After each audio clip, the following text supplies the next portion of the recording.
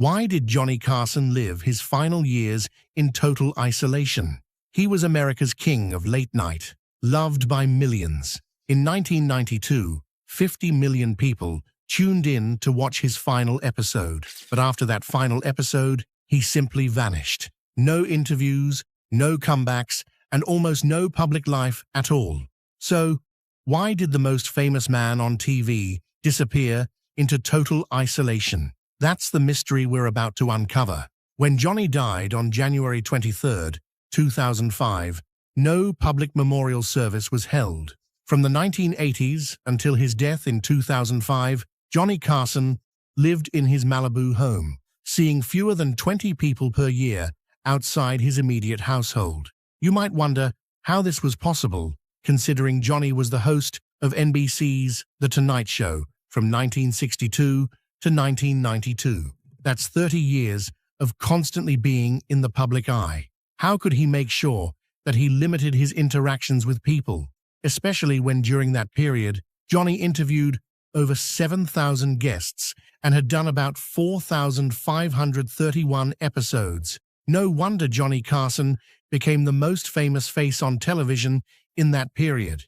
He was described as being effortlessly charming and funny, but not many people knew this. That wasn't the real Johnny, or was it? His producer, Peter LaSalle, noticed something disturbing. He realized Johnny was wearing a mask of being a charming extrovert.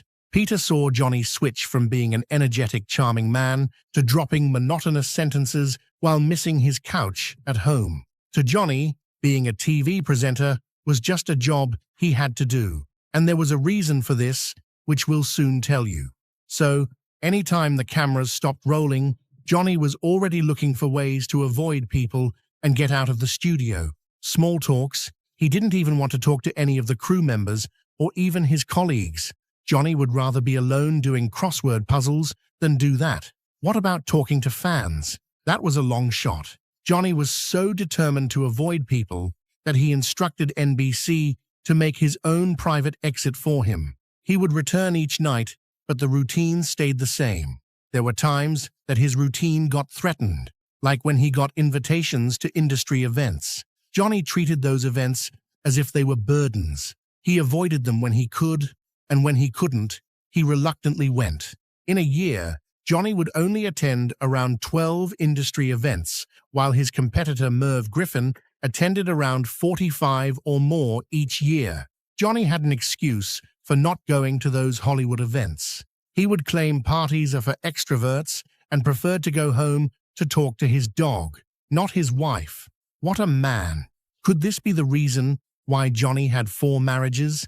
Was he ignoring the emotional needs of the women he married before he disappeared from the public and after? His routine was simple. He would play tennis alone or read astronomy magazine in solitude. In the afternoon, he would have brief phone calls to Jay Leno for joke swapping.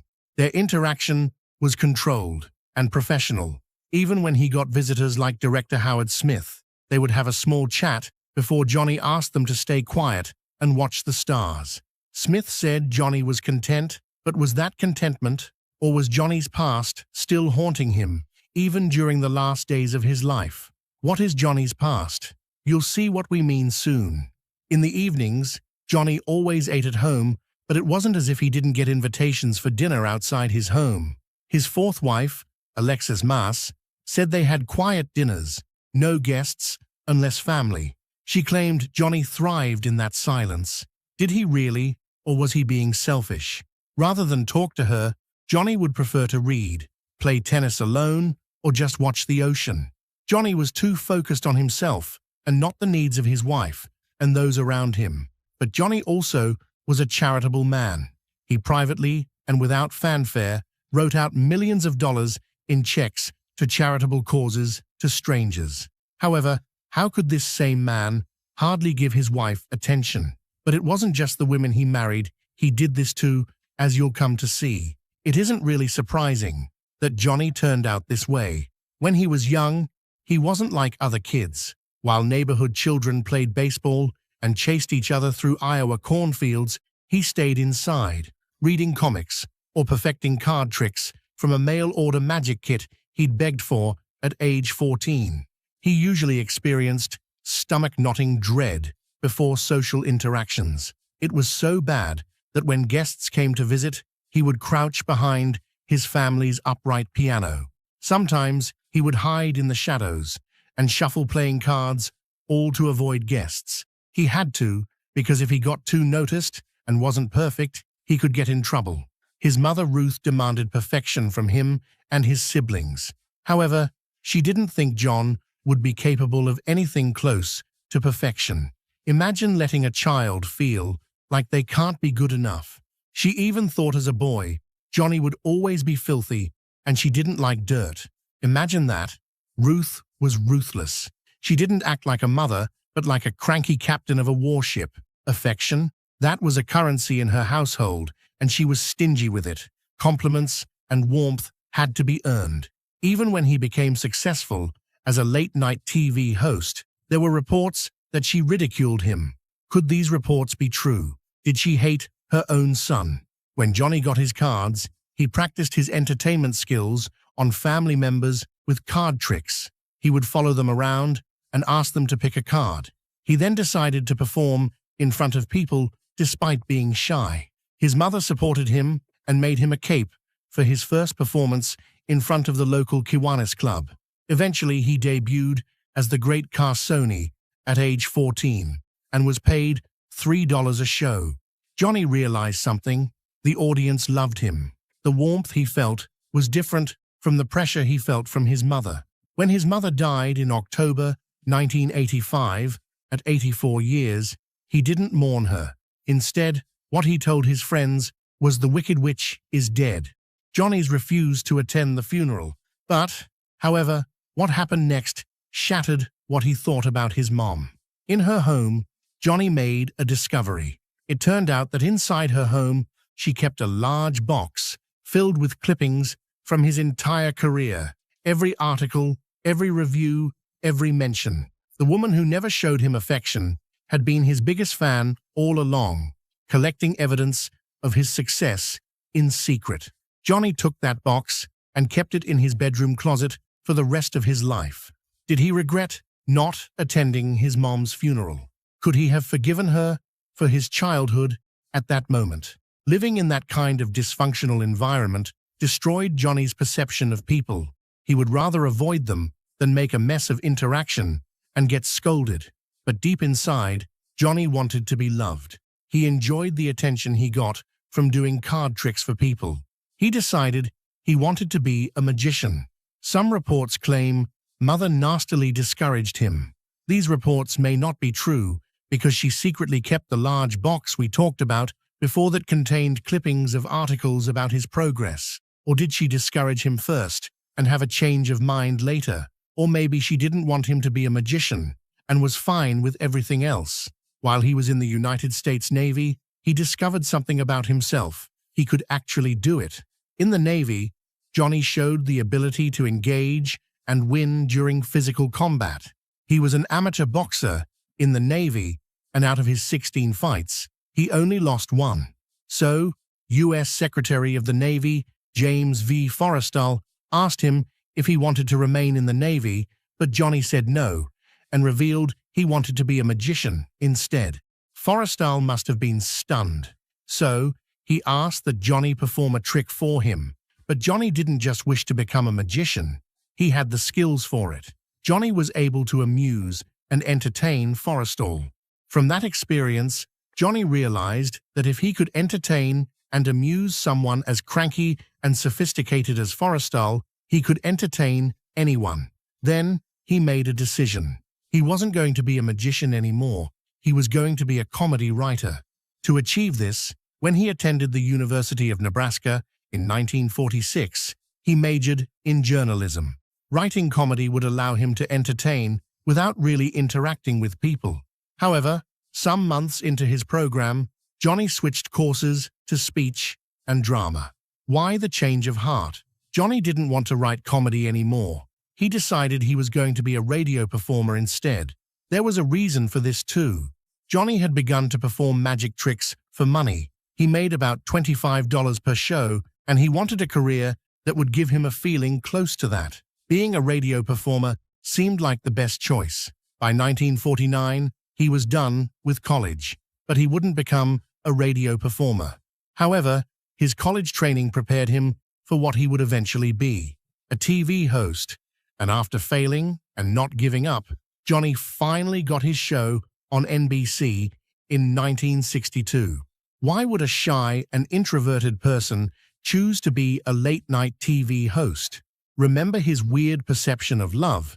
Since he got the love and warmth he wished he got in his childhood from audiences, Johnny was hooked. But there was a problem.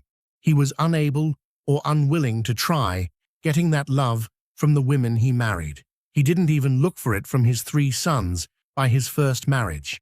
Just like his mother did to him, Johnny treated his sons with a cool, distant indifference. How sad. Johnny became the very thing he resented. However, it wasn't that he didn't care about them. They are even among the reasons Johnny doesn't want to be in the public. Stick around and see what we mean. There was another reason Johnny chose to be with a TV host. The format of The Tonight Show allowed Johnny to have the illusion of interaction.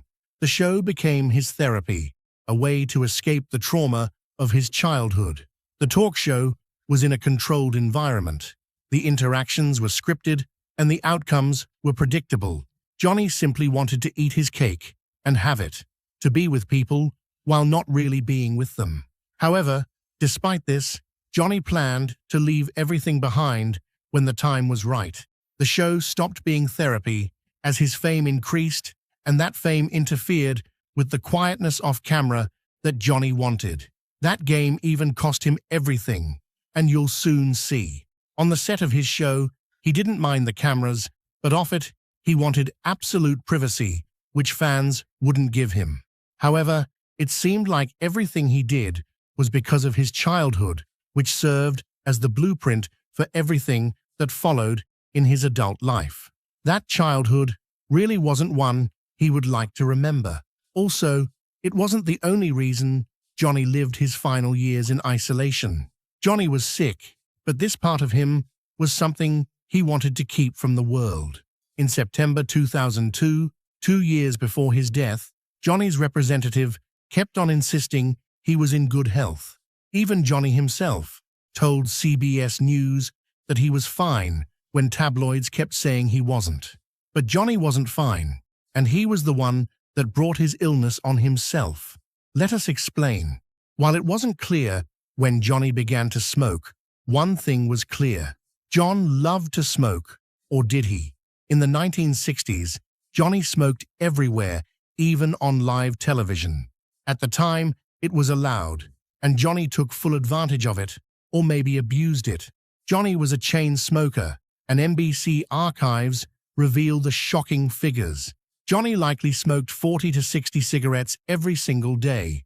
That's 3 full packs during high-stress tapings. Between monologues and commercial breaks, Johnny's lungs were getting destroyed in real time while millions of Americans watched him make it look cool. But here's what they didn't see. Johnny's chesty coughs weren't going away. Doctors warned him about the cough, but Johnny didn't stop smoking. It wasn't that he didn't want to. He couldn't. He was addicted and was too ashamed to admit it. He even privately told loved ones that the cigarettes were killing him. Yet, he continued puffing on cigarettes all day when he had the chance. With each cigarette he smoked, he felt guilty, and he admitted in the late 1970s that he should have gotten help. If he did, maybe he would still be alive now. Johnny's lungs began to have holes and became unable to absorb oxygen the way they're supposed to. Still, he kept smoking and kept performing while his body screamed for mercy. Why would someone so intelligent ignore such obvious danger? Johnny's lung capacity continued to reduce, and at some point, it was 60%. Working became more difficult for him. Crowded rooms became suffocating for him, and the king of wit and fast responses began to gasp for breath after being in a crowd. But it wasn't just crowded rooms that gave him problems. Stairs became his enemies, and elevators felt suffocating. Something was deeply wrong. And then in 1991, that danger could no longer be ignored. Johnny's cough and that constant shortness of breath wasn't normal. In 1991, doctors diagnosed him with emphysema. Could this diagnosis be why Johnny chose to retire from NBC in 1992? People felt that his retirement was shocking and that Johnny still had much to give, but did he? Now, it made perfect sense. Johnny was escaping before his body gave out on national television, before America watched him gasp for air between punchlines. The emphysema forced him to choose between retirement with dignity or public humiliation by suffocation. Johnny hated to be seen gasping for breath. It could be part of the reason he even avoided those Hollywood parties. He didn't want to be in a crowd and let them see him react violently. So, retirement sounded great. Unfortunately, it was too late. By 1993, walking 100 yards triggered shortness of breath so severe he'd have to stop and recover. His lung capacity continued to reduce, and it reached around 35 to 40% by 2004.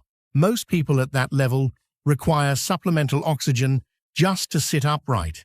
But Johnny, reports came that he refused supplemental oxygen. Some even said he kept on smoking. What was Johnny thinking? He even had a terrible incident that should have inspired him to stop smoking in 1995, but Johnny continued, likely because of his addiction and because he didn't like to be seen as weak. Could this be another traumatic response to the kind of childhood he had? So, despite his failing health, Johnny kept up appearances that he was fine, but between 1999 and 2002, he was hospitalized for heart attacks and pneumonia complications, and it got worse. By 2004, Johnny required 24/7 oxygen therapy. That means constant tubes in his nose, constant awareness of his mortality, constant limitation on every movement, every activity, every moment. Johnny, who kept on saying he wasn't sick, admitted that he was on borrowed time, and on January 23, 2005, that time was up. He died at Cedars-Sinai Medical Center in Los Angeles of respiratory failure arising from emphysema. The smoking he loved to hate finally killed him. However, it could be that Johnny was no longer interested in living long before then and just wanted the disease to kill him. Maybe this was why he didn't use oxygen when it could have benefited him. Johnny had suffered so many losses in his life. Those losses may have made living seem like a chore to him rather than something he would enjoy. When Johnny married his college sweetheart, Joan Woolcott, in 1949, life couldn't be better. They had 3 sons together, Christopher, Rick, and Corey, and then fame arrived. But fame came with something else: destruction. After 14 years, the marriage collapsed. The reason? Johnny confessed, he cheated on his wife and was obsessed with his work. But here's the sadder part. The divorce didn't just end a marriage, it created a wide gap between Johnny and his sons. A gap Johnny didn't fix, because just as his first marriage ended, Johnny married Joanne Copeland, a stunning model. He didn't try to learn from the mistakes he made in his first marriage. Maybe if he had, his marriage to Joanne wouldn't have ended after 9 years. Joanne accused Johnny of emotional neglect and workaholism. Their divorce was public, and it cost him $500,000. It was a hefty fee, but wait till you see what his next marriage cost him. The $500,000 was a lot, but the emotional toll it took on the journey was much more. However, the emotional cost of his next marriage was much worse. Johnny married Joanna Holland in 1972, and their marriage lasted around 13 years. It was a miracle that the marriage lasted that long. Those 13 years weren't peaceful. Joanne was a socialite whose high society lifestyle clashed so violently with Johnny preferring to stay indoors. When their marriage ended, it nearly bankrupted Johnny both financially and emotionally. Him and Joanna battled over a $20 million settlement, and in 1985, Johnny Carson had lost over $20.5 million to divorce settlements. Still, Johnny married again, but this time had learned that he wasn't built for chaos. So, he kept things simple and in 1987, he married a woman who was fiercely private, the complete opposite of his previous wives. She was also 26 years younger than him. He didn't exactly learn too. He would read or play tennis rather than talk to her. Maybe he wanted to, but couldn't, because in 1991, everything changed. That incident drove Johnny deeper into himself. On June 21st, 1991, in Cayucos, California, Rick Carson seemed to have driven off the cliff on a narrow road. His death shattered Johnny, who carried the guilt of not being close to his sons. For weeks, Johnny mourned, and he never got over Rick's death. Unfortunately, the losses weren't over just yet. In 1995, Christopher, Johnny's eldest son, died at 45 years old from lung cancer because he, like his dad, was also a heavy smoker. How do you process that? How do you wake up every day knowing you modeled the behavior that killed your child? What's worse? Johnny and his last son were so estranged that they rarely spoke.